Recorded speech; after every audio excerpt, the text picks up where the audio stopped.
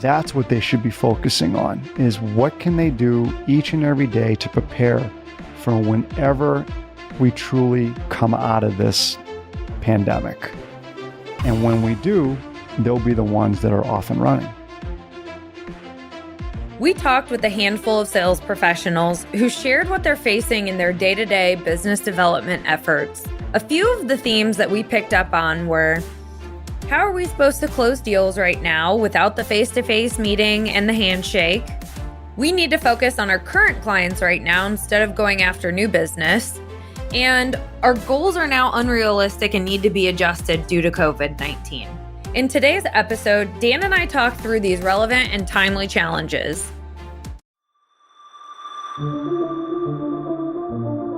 I'm Kylie Schmitz. I'm Dan Lappin, and this is Breaking Sales, a nonconformist take on rejecting the sales status quo. Join the Lappin 180 team as we break the tried and died sales tactics and techniques that are failing you and your prospects. When I heard I can't do this or I can't do that, that just made me think about how that person has to try to reframe their thought process. Yeah, things are a little bit different right now, and they're a little bit maybe tougher at times. But instead of saying I can't, I wish that person would ask themselves then, okay, so what's my alternative here? Or are others doing it? And if others are doing it, shouldn't I be able to do it? In a few of our webinars recently, we've talked about how the average human being has about 70,000 thoughts a day. And out of those 70,000 thoughts, 80% of them are negative. So if you just start doing the math, that's a lot of negative thoughts. And that's human nature. We think about our fears all the time, our insecurities and our emotions. I mean, COVID-19, Zoom, reaching out, people uncertain, people not knowing, it definitely is a challenge, but what is your alternative? That's what you got to ask yourself. Are you going to do nothing? I mean, doing nothing's not going to get you anywhere. So maybe there is an adjustment, but you still have to do something. You still have to find a way each day to ask yourself, okay, what's my alternative today? What are my options? What do I want to accomplish? And each day, just take it one day at a time. I know it sounds a cliche, but I know a couple upcoming guests that we're going to have, they talk about the magic and the power of actually truly just taking something one day at a time and no longer focusing on the outcome. In their experience, amazing things happened because they just focused on each day. Well, we've talked about staying present before. So focusing on the outcome is really putting yourself in the future, which we can't focus on, and thinking about, oh, well, I failed doing it this way before, or this doesn't work from my experience. It's also looking in the past. So how do we stay present?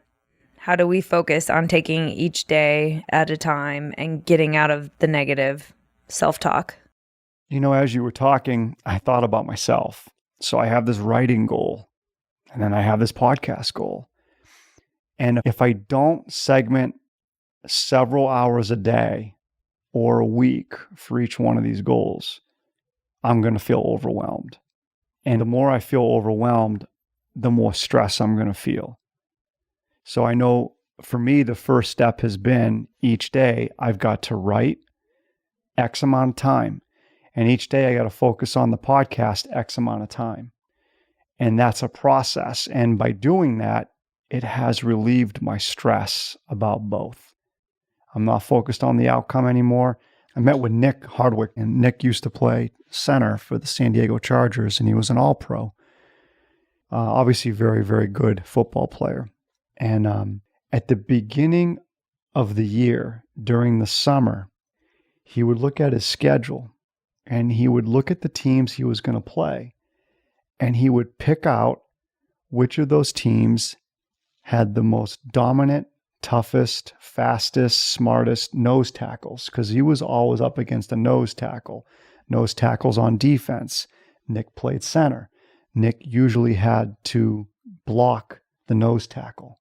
For those of us who don't know what a nose tackle is, Dan, what is that? It's the person on the defense that lines up over the center. Oh, okay. Usually a massive human being. Nick's a big guy, and these individuals are easily 300 pounds plus, 6'3", 6'6", enormous. But what he would do is he would study the top 2, 3, or 4 that he would face. And then he would start prepping his body during the summer, whether it be extra exercises and weights here, or more speed there, or more technique here. He would actually start his prep 3 to 6 months ahead of when he would play that person, so that he was completely committed, and that when he finally got a chance to compete against that person, he was completely prepared. Those people feeling the uncertainty and a little bit of the frustration and maybe a little bit dejected about prospecting right now, that's understandable, but it's not about the end result.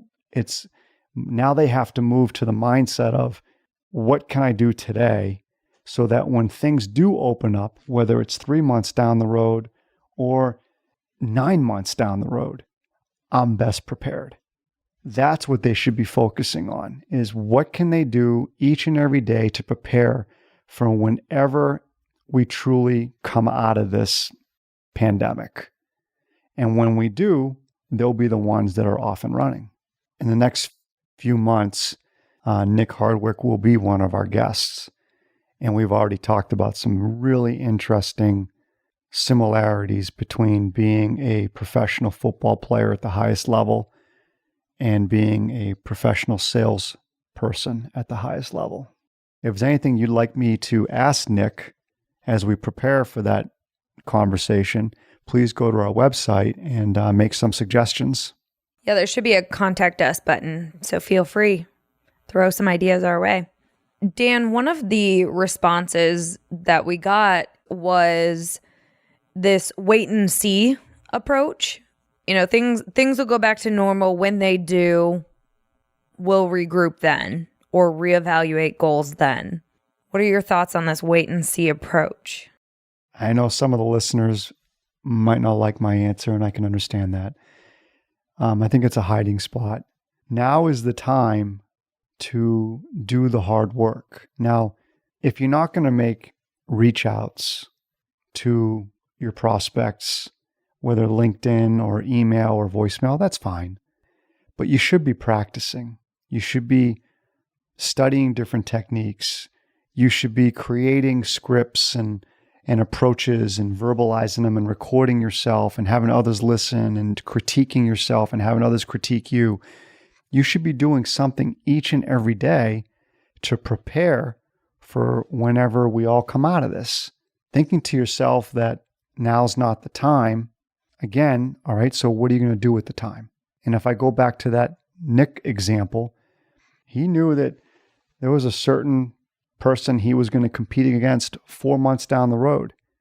But that didn't stop him each and every day from making sure that there was something deliberate he was doing that day to prepare for that one-on-one competition.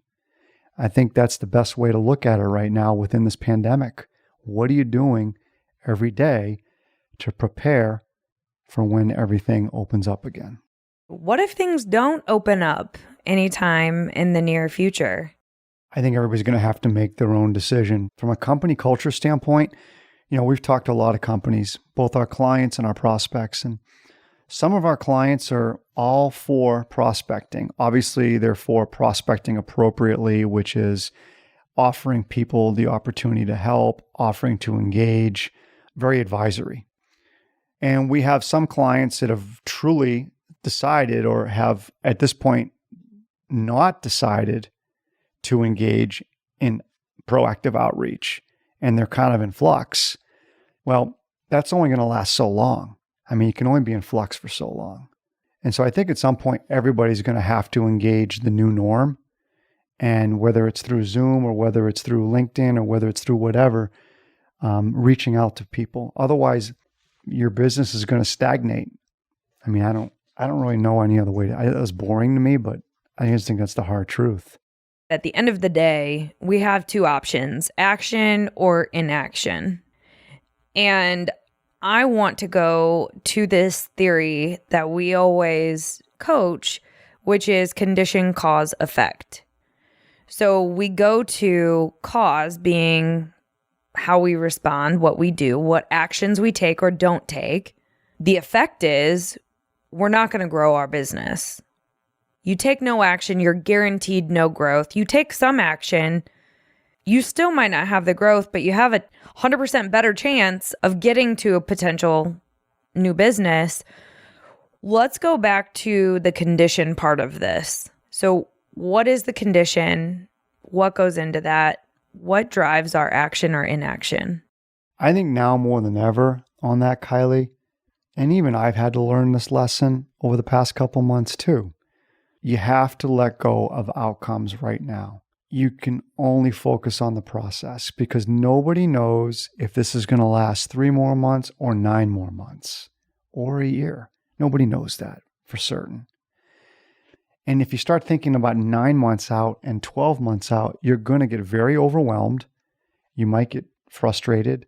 You're going to feel angst. You might even get a little depressed. So I think you have to control what you can control, which is, okay, whether it's 3 months from now or 9 months from now, what am I going to do tomorrow that I know is imperative in my business, whether it's practicing, prepping, learning something new, role-playing, whatever it might be, what can I do tomorrow that's within my control because I make that choice that helps me really make sure that I am fully prepared and ready to go at a much higher level coming out of this versus how I came into this. Do you think most people think that they have a choice? And when I say that, I mean, do you think people know that they choose their thoughts? No. Most of us don't know that we actually can choose our thoughts. I was taught this a little while ago, and I say it to myself all the time, I am not my thoughts. So if I have a negative thought based on all this COVID-19 stuff, if I have a negative thought about trying to maintain or grow or build a business right now within this crazy pandemic that we're in, I always remind myself, hold on, I'm not my thoughts. My thoughts are my ego trying to protect me, but they're not me. The fear may feel like me, the uncertainty may feel like me, but it's not me. And I just think for our listeners, you have to remind yourself that you are not your thoughts. You actually do have a choice. Now you have habits and you have routines and you have brain patterns that might want to convince you that all these negative thoughts are yours, but they're at the end of the day, they're not. And I think all it takes is that little reminder sometimes, okay, hold on, I am not my thoughts. What are my other alternatives here? Yeah, and the other thing that I think is helpful to ask yourself, and this is a skill in emotional intelligence, it's reality testing. Where's the proof? Ask yourself, where is the proof? I can't sell in this environment. I can't close business without meeting with somebody face to face. Where's the proof? I like that, Kylie. Well, I think a lot of people are going to say, well, the proof is I talked to my 3 peers who are in the office with me and neither 3 of them are selling. Or I talked to my buddy who, now lives in Los Angeles and he or she is not selling. Which is confirmation bias. Exactly. So now you've gone out and you've obtained opinions of those who think like you, who now can confirm your thought process, which is, how am I going to sell in this environment? Because I guarantee you, there are people who are working really hard, as you and I talk right now, to get better at what they do and trying to make new meetings and engage in new sales conversations. It's definitely happening. Yeah, I liked how you brought up confirmation bias because it's so true. If we're feeling overwhelmed, if we're feeling uncertain, if we're feeling insecure, what do we all do? We look to others to confirm that it's okay that we feel or think the way we think and feel at that moment in time. Well, and this goes back to our belief system and what feeds into our beliefs and how we can get attached to our beliefs. And that's what drives this whole concept of attachment and hurts the growth mindset or your ability to combat these negative thoughts. Now it's time for our favorite segment, Change the Conversation.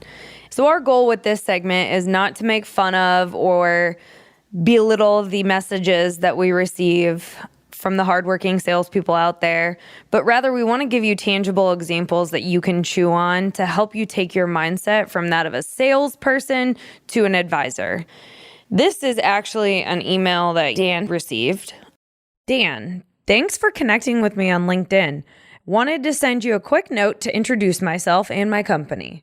After 10 years in corporate finance, business development, and commercial roles, I started company ABC to bring the same types of digital marketing and analytics solutions used by big companies to small businesses and independent consultants here in Indianapolis. I find that small business leaders in this city know how to sell their companies. They just need more opportunities to get in front of interested prospects. Our firm specializes in using digital marketing to generate hundreds of warm leads every month for our clients. You can learn more about us at our website or follow us on Twitter at Company ABC. If you're open to it, I would love to learn more about your business also. Feel free to grab a time on my calendar. Here's my Calendly link. Thanks. Bob. P.S. I hate how impersonal Calendly feels, but it works. Winky face. That person would have lost me after 10 years of some kind of experience. But I think the most obvious thing is that to them, it was the word also, that they would be also willing to learn about my business, as if they were going to do me a favor, or if there was still time after I was done listening to him and about his business, maybe we would get to my business. So just a lot of words that I don't know if they make sense. There's no interest on my part. I know it's digital marketing, but there's hundreds and hundreds and hundreds of people out there trying to market digital marketing, and they all sound the same. Nothing in there spoke to me about my company or anything relevant in my industry.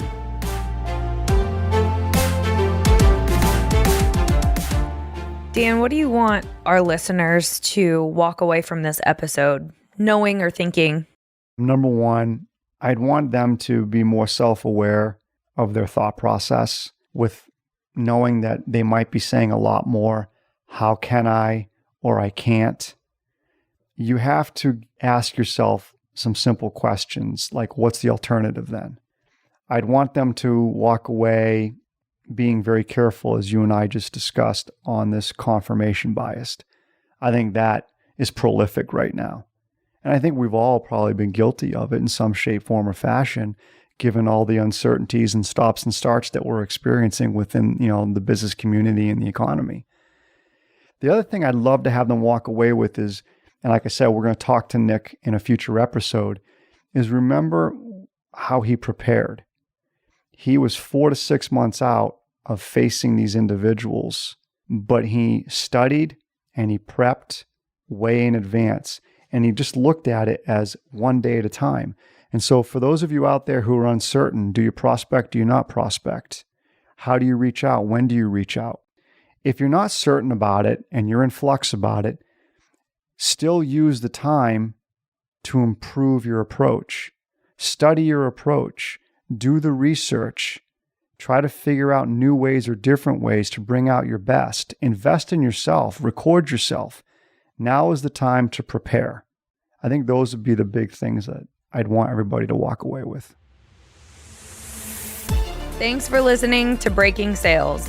If you want to get engaged with us outside of this podcast, be sure to go to our website, lappin180.com. That's LAPPIN180.com. And there you'll find information on upcoming workshops, different events we're doing throughout the United States, ways to engage with us on social media, as well as a form where you can suggest topics or guests for the podcast. We want to hear from you, so don't be shy. Kylie out.